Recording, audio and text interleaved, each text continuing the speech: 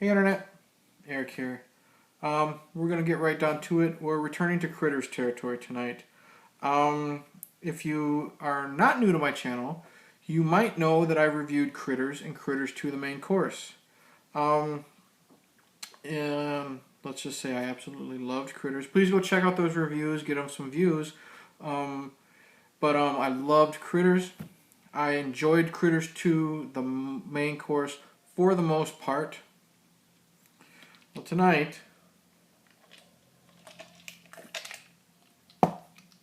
we're talking about Critters 3, starring Leonardo DiCaprio in his film debut. So yes, a Academy Award winner is in a Critters film. And wait till we get to Critters 4. But as of right now, yes, Leonardo DiCaprio in his film debut. This came out in 1991. And if you are new to my channel, when I discuss movies and bullshit about them, I do have some minor plot spoilers. But again, it's Critters 3. Do you really care if I spoil fucking Critters 3? I doubt it. We also have Amy Brooks. She plays Annie. She's the main character here. Don Opper returns as Charlie. And we have the old lady who played Happy Gilmore's grandmother in Happy Gilmore. Okay, I don't know timeline-wise how many years this takes place after Critters 2. It was filmed in 1991. Charlie is no longer the sheriff of Grover's Bend. We're no longer in Grover's Bend, actually. We're following Amy Brooks, who plays Annie. I keep fucking up her name. Amy Brooks plays Annie. We're following her, her father, and her brother when they're coming home from vacation in their camper. And they get a flat tire, so they pull over to repair it. And that's where they meet Josh, played by Leonardo DiCaprio, and his asshole stepfather, who's like, we find out he's the slumlord who owns the apartment complex that Annie and her family live in. Now, the kids get together, they play Frisbee, and when they lose their Frisbee, they come across Charlie. Like I said, played again by Don Opper. And, wow. Charlie has gone from the lovable drunk in part 1 to the lovable underdog bounty hunter in part 2 to like a homeless man living in the woods hunting down critters, kind of crazy, in part 3. They meet him. He hurries up and gives like somewhat of a recap of parts 1 and 2, which concerns him. And so that's a good way to get people back into the series if they don't know what's really going on or if they need just a refresher. But what is weird is when they do the little recap, some of the screams are not the same. Like when Nadine Vandervelde, when she's screaming as Billy Zane's getting attacked from part 1, it's not her scream from the movie. So even though New Line owns the rights, I don't know why they had to overdub the screams or what have you. Anyways, they meet Charlie. Charlie tells them about the critters. Whatever. They think he's some fucking crazy man. They go home. Critter has pretty much jumped in under the RV, rides home, lays eggs, blah, blah, blah. The rest of the film is them trying to defeat the critters and get to safety with help of Charlie. All right. Let's get started. Other than Critters 1, I've probably seen Critters 3 the most. Going back to renting it, from video stores. I miss renting videos in video stores. Probably seen this the most, probably because, after Critters 1, probably because going to the video store, Critters 2 and Critters 1 were already rented out, and then I'm stuck with Critters 3. But this was filmed back-to-back with Critters 4, which we'll get to. Let's just start off by saying Amy Brooks, who plays Annie, she's likable. I really don't like kid actors like Jake Lloyd, Macaulay Culkin at that time. Any type of child actor I absolutely hate. Amy Brooks is very decent. Like, I hate her fucking younger brother. He's just a horrible kid actor. Don't like him. She does decent. Don Opper. It's hard to say about Don Opper. He's still likable as Charlie. But the problem is, Charlie's not the main focus here. We see Charlie for like a 10-minute, scene in the beginning, And then Charlie doesn't show up until there's 10 or 20 minutes left of the film. So he's maybe in this for a total of 30 minutes. He's still likable. He's still kind of a bumbling idiot, but he's gone, a few steps back. He doesn't. He's like, he wouldn't be able to like survive on his own type of thing. But he's decent. Leonardo DiCaprio, nothing to call mom about. I'm not going to say is, whoa, back in 1991, Leonardo DiCaprio showed promise. He doesn't. He's here. He does what he does. Nothing special. Not likable. Not, you hate him. He's just kind of meh. And then you got some other side characters that you fucking hate. You got the fat, annoying neighbor who is always whining and complaining. And then she, of course, falls in love with Charlie because the first time she sees him, she thinks he's amazing and wonderful, which I'll get into. You have the building maintenance man who is trying to help force the people in the apartment complex to leave on their own volition so he can make some money, along with the slumlord who I mentioned, which is Leonardo DiCaprio's stepfather. He walks around with his stupid accent, and I want to talk like this and that and this and that. He's so annoying. He's such an asshole. So when he finally gets it from the critters, you're happy. A, because he's an asshole, and B, because you don't have to fucking hear him talk anymore. But, anyways, we'll talk about... So, the character's about 50-50. 50% you like, 50% you hate. Let's see here. The critters still look good. The critters still look really good. The red eyes, the teeth, the character design is really good. One improvement I like is, I don't remember... excuse me. I don't remember hearing these from the previous films, but they now have, when their vocal sounds, like when they mentioned the maintenance man, when he gets it, they always go for the jugular, and as he's fighting it like this, he grabs like a screwdriver and he stabs the critter, and you hear this great special effect that you hear every time a critter gets stabbed, and I love that sound effect. So that's a cool improvement. They're still shooting the spines out of themselves, when they roll up into the ball, and they shoot them with more deadly accuracy. So that's really cool. The score is still really good. Yeah. Let's get to the rest. The downside of this film. They definitely go the comedy route. A lot more than necessary. I mean, we got a few chuckles in the second one. Here, it's overkill.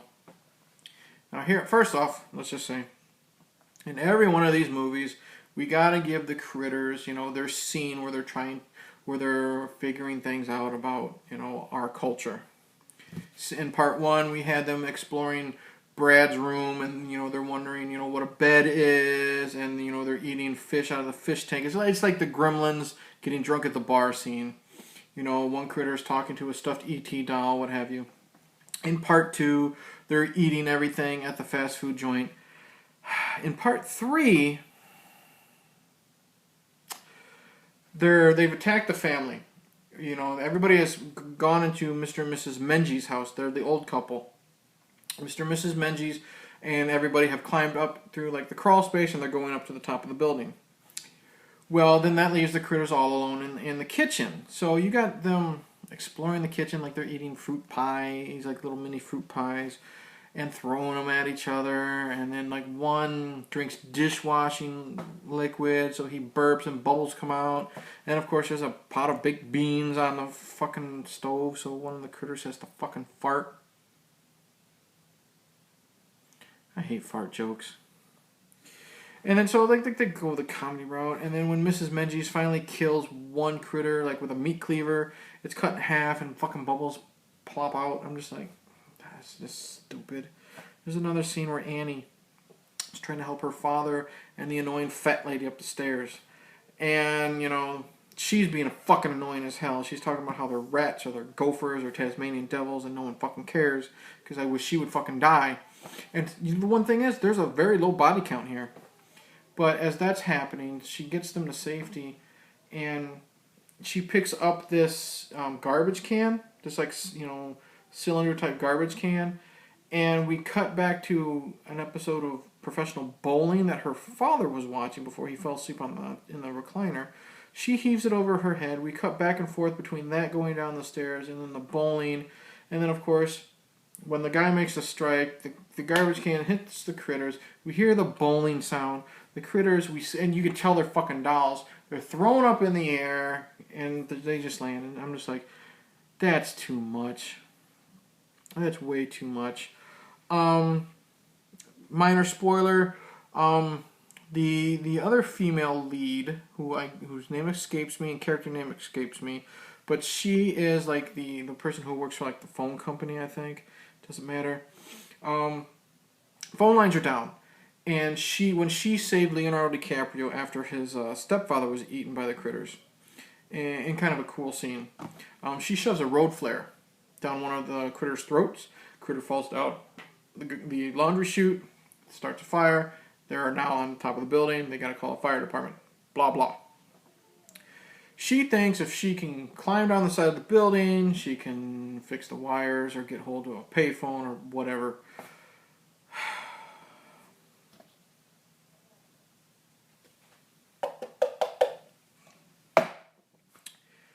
She climbs down the side of the building. She gets stuck. She falls. Her leg is caught. So like she's hanging. Like she's hanging like this. Her leg is caught. And she's swinging back and forth. And say, this is the phone booth. So she's swinging with her momentum. I got the phone. I don't got the phone. I got the phone. I don't got the phone. We have to deal with that scene for probably 3 times. It wasn't funny the first. It's not funny the next 2 times we get it. It's fine that a movie, it wants to go the comedy route,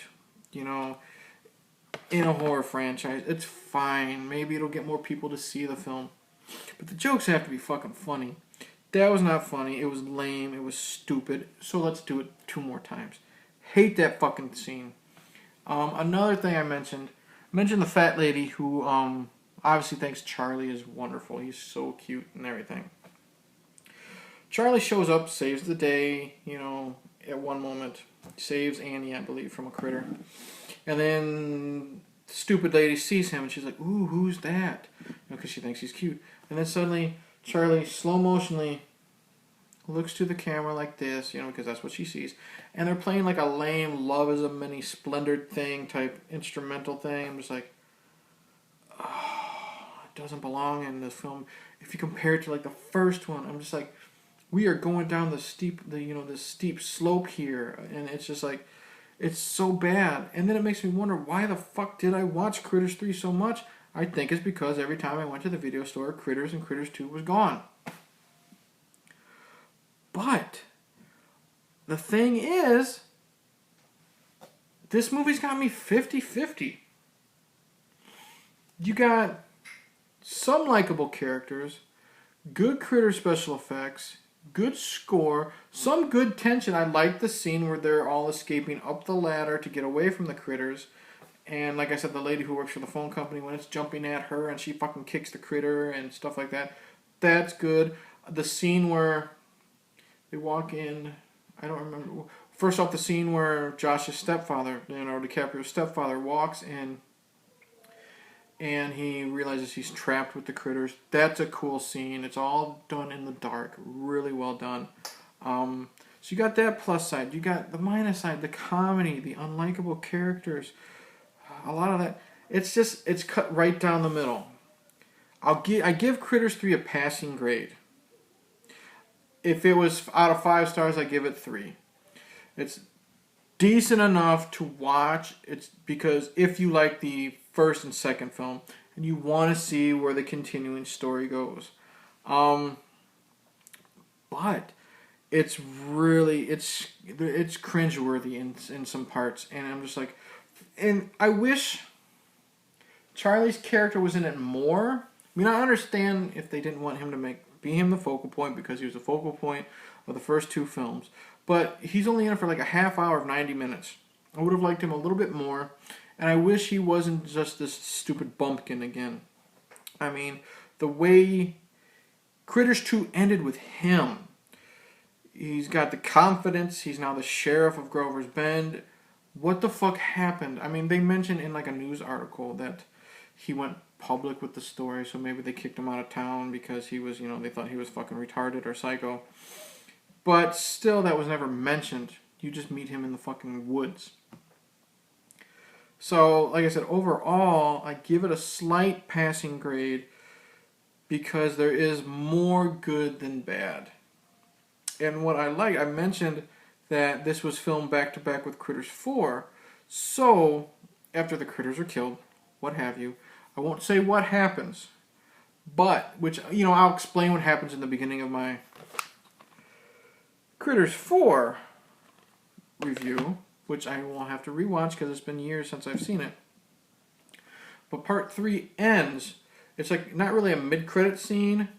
You have Charlie doing his thing and then the credits show, and then he goes back to doing his thing and the credits show. And we get a cameo from Terrence Mann, who is Ugg. He was in Critters 1 and 2. He's in 3, and he is in 4. And it's a real cool cameo. I've always liked the Ugg character. Him and Charlie have a little conversation, and then it ends in a cliffhanger to go to Critters 4. Like I said, they were filmed back-to-back in 1991. I like that ending. I really like the way that ends. That's another thing that puts the positive above the negative. And like I said, overall, Critters 3, nothing to tell your friends about. If you want to know what happens after Critters 2, pop it in, sit down, hopefully have a couple of drinks. That will help. I'll maybe see it with a group of people. But overall, it's not great. It's good. It's not really good. It's decent. Worth one watch, maybe two. Yeah. So, Critters 3, I'll say it like this. Critters 3, more good than bad. That's how I'll end it. So yeah, thank you for watching. Check out my review of Critters 1 and 2. Check out my other stuff. I'm going to give this spiel like I do every fucking video. Tell Mom, tell Dad, Grandma, Aunt Josephine, whoever is bored and has YouTube and wants to watch some fat dude talk about movies. But anyways, like, subscribe, whatever. I will say cheers, and wait till Critters 4. You think one Academy Award winner is enough? Wait till Critters 4, where we have an Academy Award winner and an Academy Award nominee. I'll mention that with the review. I bet you're just anticipating that. Anyways, take care.